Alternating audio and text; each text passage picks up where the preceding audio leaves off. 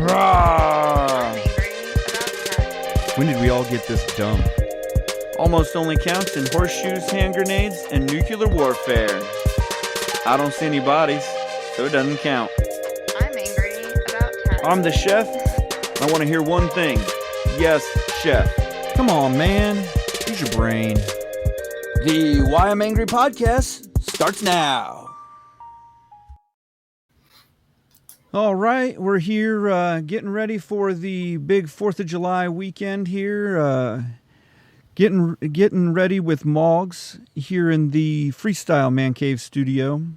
Make sure that you're getting on, follow, liking, and sharing all of our podcasts on all the places where you get your podcasts, and make sure that you're also checking out our new website at whyimangry.com. And checking out our new merch page. It'll also have updates of all the new podcasts and our shining faces on it. Well, not Maugs yet. Maugs is the dark horse. He's keeping in the nether webs, doing his research. So, Maugs, what are we getting into today with the 4th of July? I know we put you on assignment. Sure. I guess we're going to talk about the Constitution tonight and the Bill of All right. Rights. A very patriotic topic, and Yeah. I'd have to say one that I didn't have much interest in when I was a kid growing up. Civics was pretty dry when I was growing up. I thought that was learning things about the Constitution and Bill of Rights. I thought was just for lawyers and politicians. I was more interested in the basketball game on Friday nights and whether my girlfriend would turn me down for a date. Those are the high priorities when I was in school. That's right. And That's right.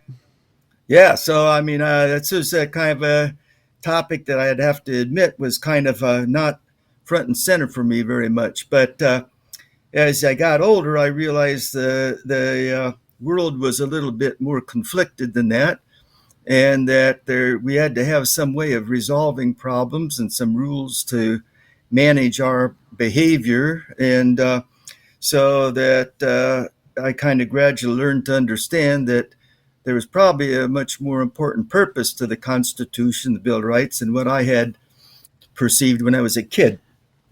Right. So unfortunately, I guess we kind of all kind of forget about the Constitution, why it's there, and what it's supposed to serve for us, and the Bill of Rights. But it really is something that kind of is important in holding our country together. That's how it kind of evolved, I guess, because after the Revolutionary War, from what I understand, we had 13 different states all wanting to go different ways. I mean, some of them wanted to tax other states. There were problems with tariffs. There were some states that want to make treaties with foreign countries, and nobody really had any cohesiveness. They got together and made what they called the Articles of the Confederation in 1777 that kind of formed a loose structure, but they didn't fund it. There wasn't any money went to it, so it didn't have any bite. It didn't have any real meaning. So because of all this turmoil, they actually subsequently called for the Constitutional Convention, and they started to work on something that would be more meaningful, that would help protect the country from other countries' invasions, that would unify monetary policy and trade between the states, and something that would allow the states to be represented in a fair way for our country to be developed. There was a lot of controversy because they had just come from England and gotten away from the oppression of King George III. So they weren't. There were a lot of colonists that weren't really excited about getting back into a big, overriding authoritarian government. They wanted their independence fiercely. They wanted their own representation, and they really didn't want anything that was going to tell them too much what to do. So, but nonetheless, they got together and worked out the Constitution. The two big issues for the Constitution was representation. The little states wanted representation to be the same number of representatives from each of the states. And of course, the big powerful states like Virginia and New York wanted representation on the population or the power or the wealth of the states. So that's what evolved into our uh, two House, or the House and the Senate, our bifurcated legislature. And they gradually worked through things, a lot of compromise. It took them, I think, several years to work through that. Two And founding finally, Congresses. yeah, and finally they got it ratified and had a way of um, eliciting taxes, gaining money for the federal government so they could host an army who could host politicians and the members of the Congress, and they standardized taxes and things like that. So that's kind of the brief rundown from what I understand in terms of how this all came about. Big argument, though, and it kind of fills into where we're at with today in our country, in that the Federalists wanted a strong overriding government that could pretty much call the shots, the major shots at least. The Anti-Federalists said, no way, we want a loose number of representative states, and we want the overriding government to be very weak. We do not want a strong overriding government. So that's why, because they were afraid that their rights would be trampled on by a large, strong, authoritarian, overriding government. So if you look at both the Constitution and the Bill of Rights, that's kind of why those are two separate documents.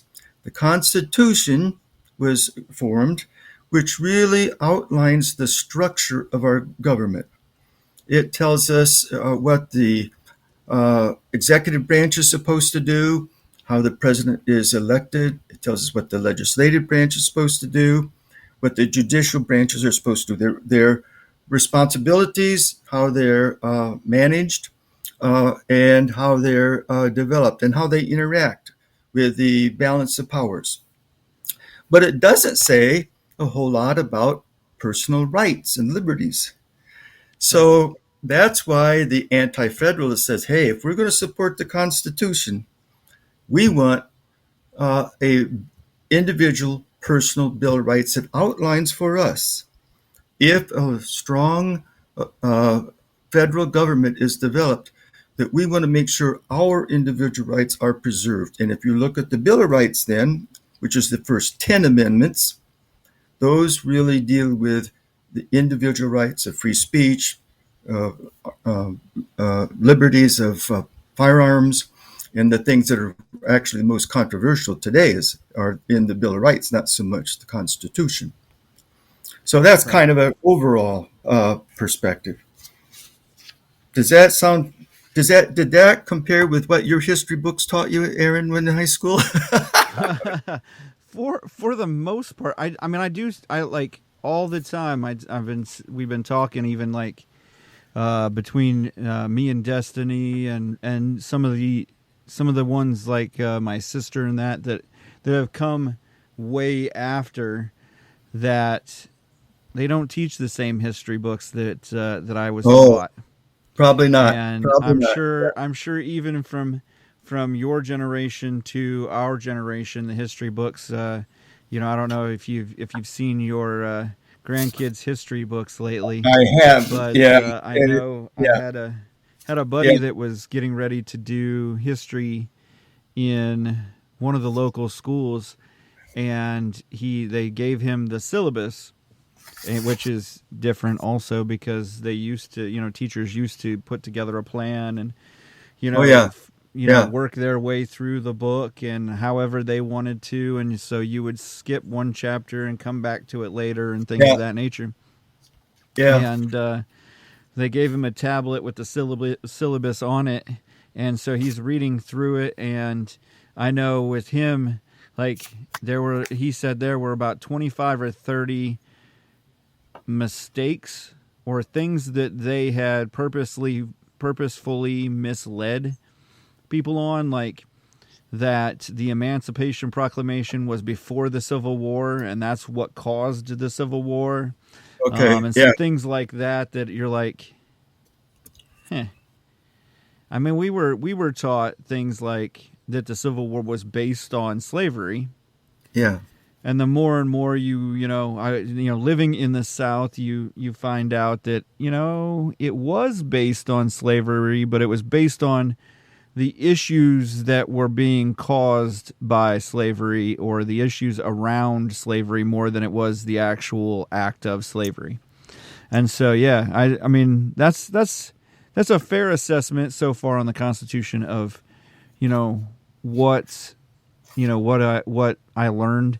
Kind of, I guess to bring it into today's terms, the Federalists would be more similar to, I would think they would be more similar to Republicans, and your anti-federalists would be more your strict constitutionalists, your very, very small government, where your Republicans have become less for big government, but more for a medium-sized government. I've even come to the part of, we're not calling them parties anymore. They're just both funerals. They're not fun, and Yeah. it's not exciting, and it seems like it's coming to an end sometime. So Yeah. The issues aren't in today's world. The issues aren't as cut and dried as what they used to be. They aren't as well defined and in terms of that. So we see people on both sides of the aisle, supporting this perspective or that perspective. But probably the only clean distinction would be like the Libertarian yeah, Party now, that is very definitely uh, weak government or right. independence from the government, and push more for individual and states' rights than they do for government. But you're right. I mean, today in today's world, it's hard to categorize people in terms of their support, because it kind of depends on what the issue is. And sometimes some social issue is promoted or mandated by a strong federal government, whereas another issue may be more germane to a state that they're struggling with, say, like maybe, I don't know, immigration or something like that. So Right. it does vary. It's different in today's world than it was back then. That's to be true. Yeah.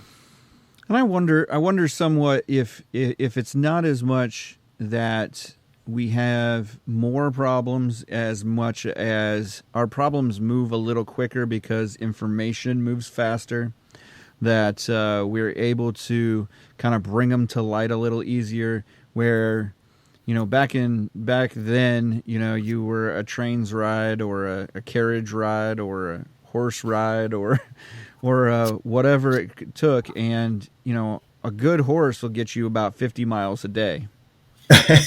Okay. So to and at that time the country was quite a bit smaller. I mean, we didn't, Yes. Yeah. like you said, it was 13 colonies, which really 13 colonies was kind of like herding cats. It was Yes. Right. It was. They small couldn't get agreed countries. with anything. No, they couldn't Right. agree with anything. Right. Yeah. Right. It was 13 small countries who had come from other countries. Yes. So each of those colonies, or each of those states as they came to become, they were basically free colonies from Europe, different countries. Yeah. So you've got different languages. You've got different people with different family structures, different, because I mean, even back then, it was just, it's basically like now, trying to get all of the groups together to agree, like you said, and sign a document, which is kind of why I've always seen that the Bill of Rights was signed afterwards. Because once we got everybody kind of on the going of the Constitution, then we could finally agree that yes, everyone should have a fair say in the world, that there should not be a blockage on what you say. Yeah, You and know, so we got to your point, at that point in time, with 13 squabbling states running back and forth, all going their different directions, we needed a strong federal government. And right, that's why I think the Constitution is so important, is they had to define clearly the responsibilities of the government so that they were balanced between the three branches, and so that there was an appropriate amount of power given the federal government that didn't extend into the private individual very well. So that's why the Constitution, I think, is interesting, is that in the Constitution, it defined a lot of responsibilities of the federal government, but there's very little that I, at least how I interpret it, in just the Constitution that says the government can intrude into the private individual's life. They can tax, they can set certain laws, but in terms of intrusion into private persons' properties and business and conduct, very little is in the Constitution. Most of that is right, in the Bill of Rights or the right, amendments. Now, the founders, to their credit, uh, outlined general principles, but they didn't get into specifics very carefully because, in their wisdom, they understand that things are going to change, and it was difficult to anticipate all the different changes in our country as decades rolled on. But what that has done is it's opened up the door now for um, judicial activism, which wants to interpret the Constitution and Bill of Rights not as a constitutional bedrock document, but something that's going to evolve or change. And so it's a dynamic, and from their perspective, those documents are a dynamic, ever changing, uh, based on the circumstances and the events of that era. And that now creates a lot of subjectivity. right. Are the things that were right or felt to be valuable or ethical a decade ago germane or still true today? So now we have the whole issue of judicial activism in terms of how do we interpret these principles that we were given. Right. I mean, it goes from, like you just were saying, it goes from a simple document that just gives you the outline, which I think is probably the genius of the document, is Yes, that it just literally gives you that the government is here to keep you from getting blown off the face of the earth by another country, and to keep other people from intruding on you, and that's kind of it. It kind of gives you the kind of the vast framework, but then it also has the cage work to keep the government from getting into you. That was the kind of, if you think about what we were just leaving in Europe, we were leaving a government that was, not by the people. It was obviously not for the people, because it was taxing us to, into oblivion. And we had decided that we wanted a government that we could kind of wield and muzzle, and kind of run like, harness the power of a government, but make sure that the government's power didn't ever run us over. yeah. I kind of think we're at the way a lot of people talk about the Constitution and the Bill of Rights as a document that's changing, and Right. and now it needs to be interpreted in a different way or a different Right. perspective. I always think of that the movie Pirates of the Caribbean, which Yep. Johnny Depp was in. Yep. Well, and that was always, well, it's against the pirates code. Can't do that because it's against the pirates code. Can't do this because it's against the pirate code.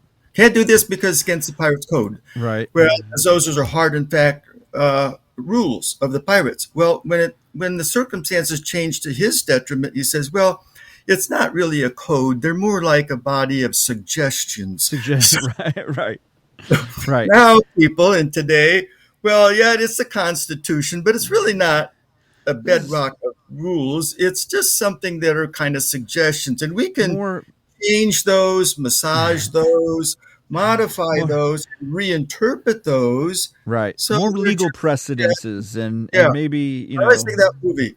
Yeah, maybe intent was is different now. I always laugh because the Second Amendment with the guns and everything, and everybody's like, well, the intent was just for black powder rifles.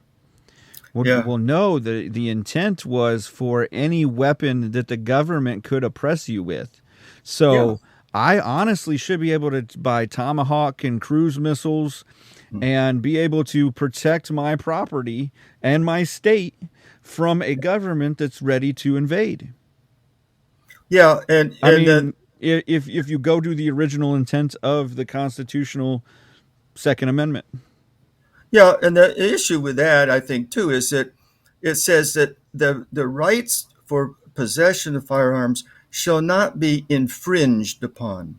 Well, infringed upon does means it can't be encroached. It can't be right, restricted. It can't be. Now you can register guns. I mean, you can have background checks. You can everybody. You can have everybody register their firearms, but to take away the rights of possessing firearms, I think you have to be cautious about how that starts the slippery slope of, well, we're only going to right, restrict certain firearms and then we're going to restrict these and then we're going to restrict these.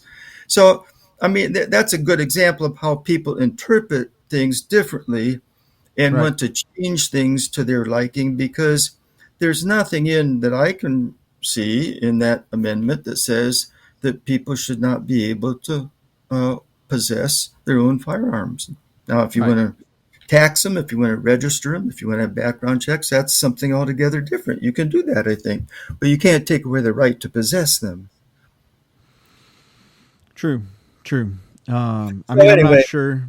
I'm not sure because with the infringement part, is a tax infringing on your ability to buy it, or but that isn't really what we're here. But it is kind of what you were talking about with judicial review and different ways to interpret. What does the word infringe really mean? yeah, right. And so So, that's what we're kind of getting into a lot with the Constitution nowadays is, you yeah, know, which word, what was their, like I said, what was their intent? yes, yeah.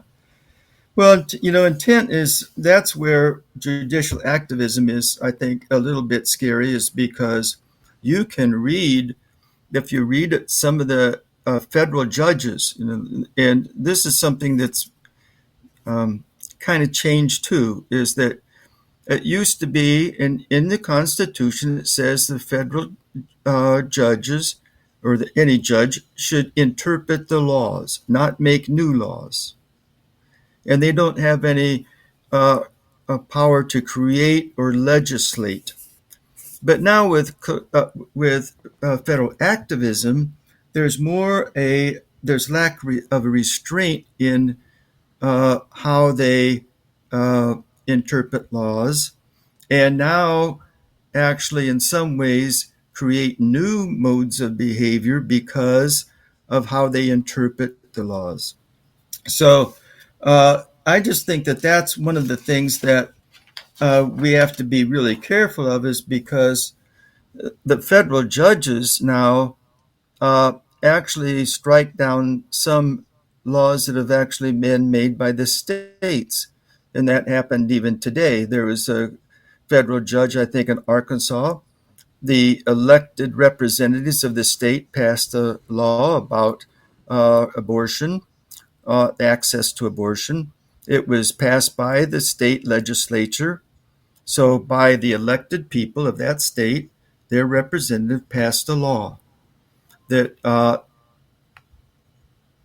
but one federal judge decided that it wasn't constitutional.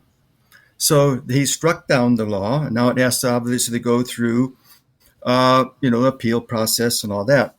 But it is it's an issue with regardless of how far which side of the issue of abortion you're on. It's an issue is should one solitary judge who may have a political leaning right or left be able to strike down a law that is constructed by the representatives of the people of that state. I think we just have to be very careful. I'm sure there are times where that has to be done, but I just think we have to be very cautious about how often that's done. And to your point about intent, a lot of the federal judges' rulings, if you read those, it's because they rule against the person because they thought they intended to do something or the intent Right. was not honorable. Well, how can a judge, read into a person's mind about intent? And if you allow for intent, for a judge to use intent as a ruling, where does it stop? Well, we've talked about that with the money, cryptocurrency, the Yeah, digital currencies, and we've talked same about thing. that with the AI. That once you get into an intent, then you get in. Once we got to the fact that hate speech and hate Yep, crimes yep, and all of those are intent based, you know, right. charges that then you get it, and even capital murder comes into, did he plan this out, did they block, and then I talked about on the podcast before the guy that had intended to go to commit murder on Justice Kavanaugh.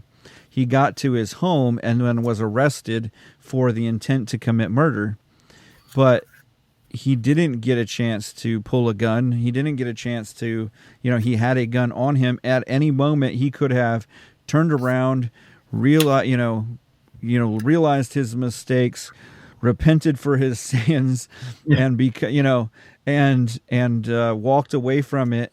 And in all fairness, he committed zero crimes. yeah, yeah, Because the First Amendment, is supposed to protect him from, say him being able to say what he feels in his heart, yeah, and beyond, and then after that, there was no physical action brought to, you know. So I right. think when we get to intent, like you said, I mean, this guy's probably not coming out of jail ever. Yeah, And he literally carried a gun on a property, and that was it. yeah, yeah. I think that the whole issue of intent needs to be done by interpreted by very ethical and very and judges with a high degree of integrity because if they if federal judges begin to use this in a casual and a political way to rule, then it is so destructive to our legal system. And I'm just not sure that our judicial system today is so neutral or so unbiased to be able Right. that wise to be able to sort through things in a clear way. So you can throw the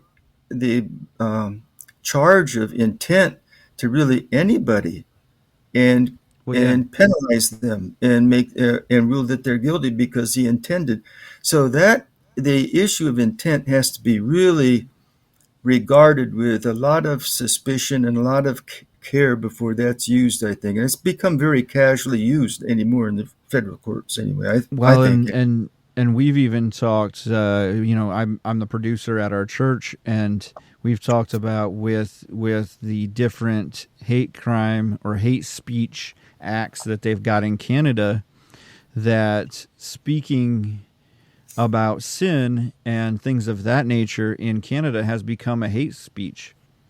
Yeah, And sure. so now you're being judged out of that, and whether we're in Canada or not really Yeah. probably is very little Yeah. is to very little effect. But at the same time, if you don't think that your neighbors don't affect you, then you're probably living under a rock. Yeah. Maybe in your basement in the man cave studio or Yeah. something like that. But Yeah. It's so. I mean, that's one of the things. The other thing that to me bothers me a little bit, along with the same lines, is this whole business about executive orders. yeah, Yeah, because the executive branch is not given the rights or the responsibility of creating laws. right, They are given the responsibility of processing policy that laws have established. But executing. executive orders now have become, if the President of the United States wants to do something, he can pass an executive order. And as long as that has some indirect bearing on a law, then he can specify how he wants that processed, how he wants that implemented. So if there's a uh, rule about education, then he can take that law and he can say, this law needs to be executed or processed in our educational system in this way. And that may even outside of the original intent of the law. And Right. executive orders can't be rescinded by our legal system. They become law in a sense because the legislative branch has no way to rescind that other than restricting the money that goes to that law. So, or having another president who then can rescind it. So it basically becomes executive order becomes new law. And I think that's another dangerous movement that Yeah, I mean, people out there. basically, the president says this is how we're going to adjudicate or execute the law that is on the books already. Right. This is kind of like your police chief at your will say, hey, we've had an uptick in speeding, so make sure that we're covering anyone 5 miles an hour and over. Yeah. We're taking Yeah. everybody that's over the speed limit, and No, or you're we're right. we're Right. cracking down on this, We're going to and that's speed. that's really Yeah. what it's for, which is why that presidents like President Obama signed more executive orders than any president before together, all of them combined. And And that's the type of thing that I think we really need to take a look at too, because it allows the president then a lot of power because there's no accountability to that by the body of our government that is designed to create laws, right, to do or even to rescind laws. So yeah, I think that's something that I was looking for a quote here, but there's a quote from the law, I think, online about the executive orders, and it basically says that it becomes, when the president does that, it becomes uh, an act of law and cannot be, changed. right. So I think that that's something that, you know, uh, people need to be aware of and kind of constrain some of the liberties that the executive branch and the judicial branch have taken. Well, and that's that's part of what they built into the Constitution. Is supposed to have checks and balances. I mean, that's actually a part of the framework. I mean, I don't remember exactly where it says it, but there is a wordage in there somewhere about there are checks and balances in the Constitution for each of the groups, so Oh yeah, that none yeah, of none of the groups or none of the branches get too large, and that's also why they created three branches with the Constitution: the judicial, the legislative, and the executive. And we get so many presidents that come in and they're like, "Oh, we're going to do all of these things by the end of my term." Well, Yeah. if you wanted to do all of those things, why didn't you become a senator? Yeah. Because all of these things are creating laws. Yeah, maybe you didn't listen in civics class, maybe you didn't pay attention, but maybe you should have read the Constitution, because it pretty much states it out that the legislative branch gets together and creates the laws. Yeah. Then the executive branch, which is the president and all of the police departments and different FBIs and things of that nature, are part of the executive branch, and they execute the laws. So really, as a president, other than your check and balance to veto a standing law, a law that's been voted on, you really are not, by the Constitution, given that power. And this executive order is a law precedent over an actual, it's not a power given to you by the Constitution. Yeah. It says this. I got this online. It says the authority for the president to issue executive orders can be found in Article 2, Section 1 of the Constitution, granting the president executive power. The president can execute orders that direct executive officers or clarify and further existing laws. But what they can do then is they can interpret that however they want to. It says an executive order is defined as a declaration by the president which has the force of law, usually based on existing statutory powers. Executive orders do not require any action by Congress to take effect, and the legislature cannot overturn it except by passing new legislation, which of course requires presidential signing for it to pass, Right. Or by limiting or removing funding. So basically, it says if there's a existing law, he can sign an executive order to clarify or further that law, which gives him a whole lot of leeway about how he wants to execute that law. So, I think it's really been abused because there's been a lot of executive overreach in how they've chosen to do that, and there's no, like you said before, there's no balance. The three branches of the government, they're based on checks and balances, but that opportunity for a person in the executive branch, the president, to do that without any checks or balances is really a dangerous precedent to allow to keep happening, because it's going to get more and more prevalent.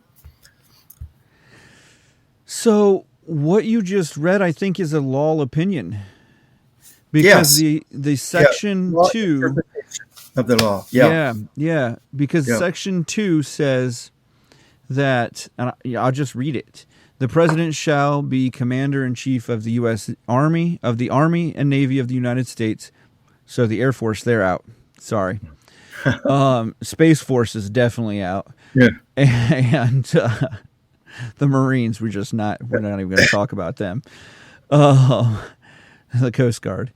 And the militia of several states, when called into action or into actual service to the United States, he may require the opinion in writing of the principal officer of each of the executive departments upon any subject relating to the duties of the respective offices, and he shall have the power to grant reprieves, pardons. So that's the first paragraph.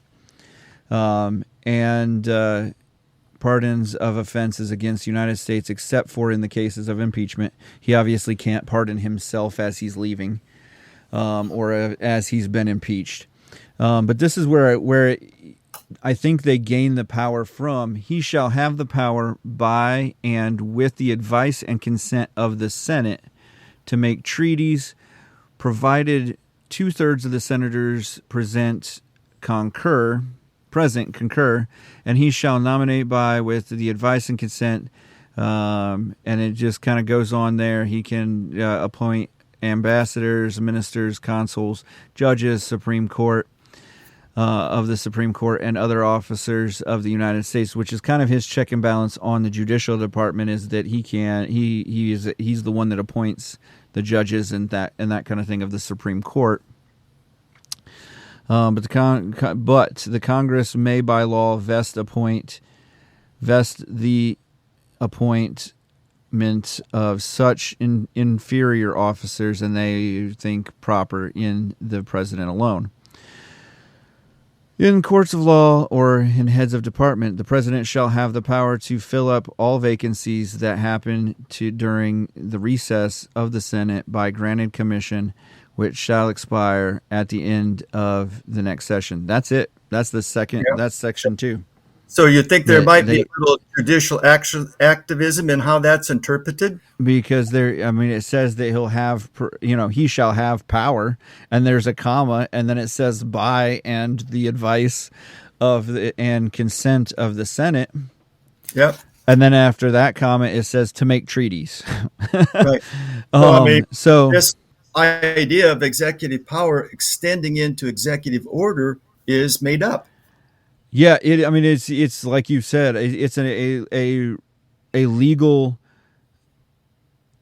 precedent, or at best, that one president said, "This is how we're going to execute the law," and then they said, "Oh, well, executive powers." Yeah, that's because if you go back in the history, Washington was this is the presidential power, and the vice president was very much a number 2 and a backup to the president, so that if the king or the president were to be killed, there was a backup for that. Because it's not a aristocracy, right? There is no backup for that person. And so he was very big on this is the position.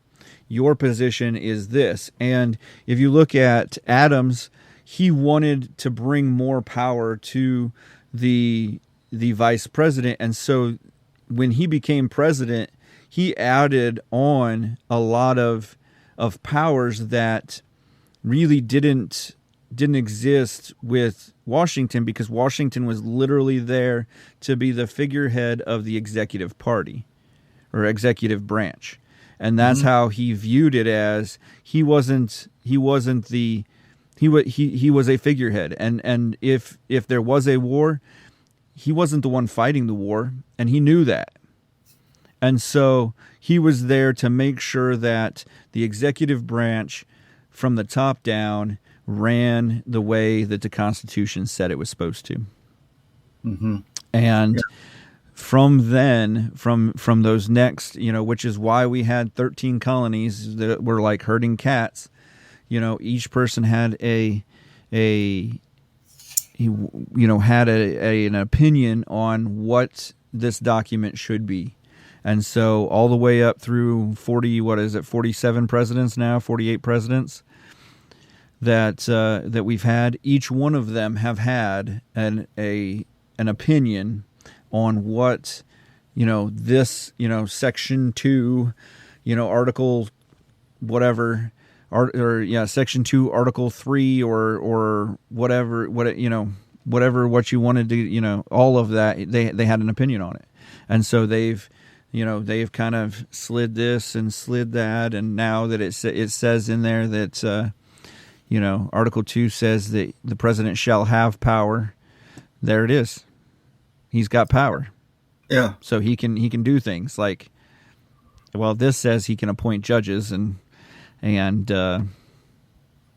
ambassadors and things of that nature, and the Congress may by law vest the appointment of such inferior officers as they think proper, because the president alone can't do it. But yeah, it's I think that's always the gray area is what is the proper role of the government in private individuals' lives. Now, I think most of us would agree that the government is to help protect us, keep us safe, to responsible tax to raise money for roads, bridges, infrastructure types of things, and there's the place for government to manage the resources of our country in terms of environment and safety. But the gray area is where does that start to get too intrusive? Uh, Ben Carson wrote a book I'd recommend. It's called More Perfect Union. And I'll read a quote that kind of borders on executive privilege and executive orders and how that can be abused. He says, in recent years, however, there has been a movement towards much greater government involvement, not only in business and industry, but also in public education, energy, healthcare, and many other things, including personal aspect of one's life, such as sexuality, the discipline of children, and in public displays of faith. So that's, I think, where the anti-federalists were concerned, is where does the government's fingers, how far can the government's fingers get into private individuals' day by day activities, their values, their beliefs, their conduct. And I think now we're seeing even that more and more, where the federal government now is starting to restrict the appliances we buy, and even things as simple as washing Right. machines and dryers. So Or stove. we're it's and that's that would be a government imposed restriction on Right. people's conduct or their day-to-day activities.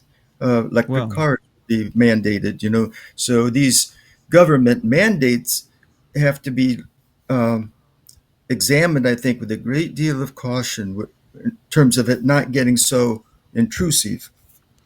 well, and I mean, if you want to talk about executive orders and how, and we were just talking about how they can still infringe upon your rights to own guns, and that is that during President Obama's term, he made the ability to buy brass for bullets Oh, okay. so expensive.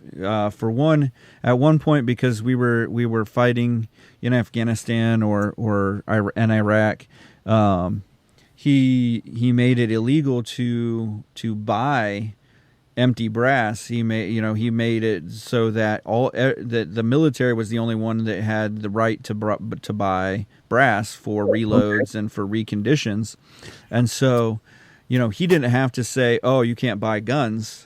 You just, I Yes. mean, Yeah.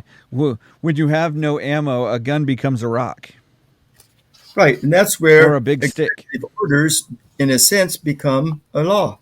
He Right, didn't have to make a law. He executed the law without making it a right, law.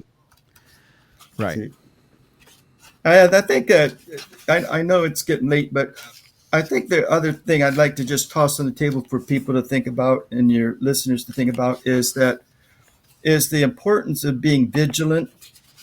Us as a population, I know you're big on this too. People to stay involved in the government and stay right. involved in what's going on, and examining what's happening, and being educated and educating themselves in uh, what's going on in the world and going on with their government. I read an article not too long ago, and I'm going to write real quickly. I'm going to read through some of the assumptions that the founders had when they made the Constitution, the Bill of Rights. These were, I think, historians will say these were not perfect, but they were assumptions. Okay, they would assume, and I'm gonna ask people if are any of these or all of these still hold true today. Okay, they assumed that the leaders of the new republic would be well read and well educated. They assumed that its leaders would be ethical and moral persons. They assumed that the leaders of the new republic would have their best interest of the people at heart It would not be self-serving or opportunistic in their governance. They assumed that differences could be managed with an open and honest and vigorous debate and resolved with eventual compromise. They assumed that the judiciary would be neutral and not politically biased. And finally, they assumed a well-educated and involved citizenry. Now, those were when they made the ideals of the Constitution Bill of Rights, they were Right. assuming that our country would follow these principles. And when I read those, I thought, how many of these are still true? Right. Well, and part of that even is, back at that point there was the giant argument of, should the people each person get a vote for president, for for elections? Should they have to own land? Should there be certain, are we a free country, or are we, are we really going to make this a thing, or are we just going to just give the landowners the vote and things of that nature? So I think that you look back at it and you think, did they see something that maybe we didn't see coming either? Yeah, I don't know that we can uh, restrict people's rights on those principles. But I think our charge is to try to encourage people, as you've had during the election season, Right. educate yourself. Know what the laws show, know what the Constitution says, know what the Bill of Rights says, and make sure you follow your politicians, how they're voting, what they believe in. Be actively involved in what's going on around about you. That, I think, is our charge, because our country, I doubt, will fall from outside, but our country certainly can fall, like Greece and Rome did, from internal uh, malfunction. Right. Um, I'll read a real quick quote I got from Daniel Webster, and it goes along with it. It says, "No nation on earth powerful enough to accomplish our overthrow. Our destruction, should it come at all, will be from another quarter, from the inattention of the people to the concerns of their government, from their carelessness and negligence. I must confess that I do apprehend some danger. I fear that they may place too implicit confidence in their public servants, and fail to properly scrutinize their conduct, that in this way they may be made the dupes of designing men and become instruments of their own undoing." And I think there's a lot of truth, even us today, the charge to be actively involved and not fall to the dupes of political persuasion. Right. Yeah, definitely. I mean, it's kind of like we were just talking about. You said they draw their power from Article 2, Section 2, and then we read it over, and there's nothing in there that Yeah, he shall. We're just not going. We're just nobody else has read this and said, right. Yeah, they started to do it, and the court said, wait a "I guess it's second." okay," and it just picked up. Now we've got an established precedent that Right. is hard to unwind. So Right. we have to We've be got a vigilant. we We got a have- close to a 200-year-old precedent now that Yeah. that All right. you're All like right. Yeah. so. No, Well, I Moses can't. is I can't help. One quick thing. I can't help but think of Henry David Thoreau when he wrote in his Civil Disobedience. He says, "The only good government is no government at all." that's right. That's right. That's what, that goes the back to I Thoreau. I've said I for a doubt that long that's true, time, but that the was his opinion. the I only like way that it's ever fair is if nothing is given to anyone. If that. it's if it, the only system that's fair is no system at all, because Yeah, then no one gets a leg up, no one gets help, no one, it's everybody is just like thrown in the mud. So the only game that's fair is you're dropped out of an airplane without a parachute, and you just try to fly as well as anyone else that's falling. So well, it's been good to be with you, Aaron. yeah, it's been Good to be great. with you Happy 4th of July, and we'll talk to yourself. you again soon. All right, you as well. Have a good night now. All righty. You All right, too. bye. Rawr! I'm angry about cats. When did we all get this dumb? Almost only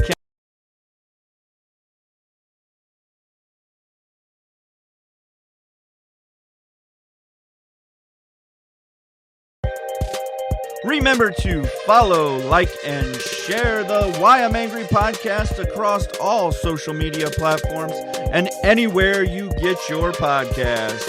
The Why I'm Angry podcast ends now.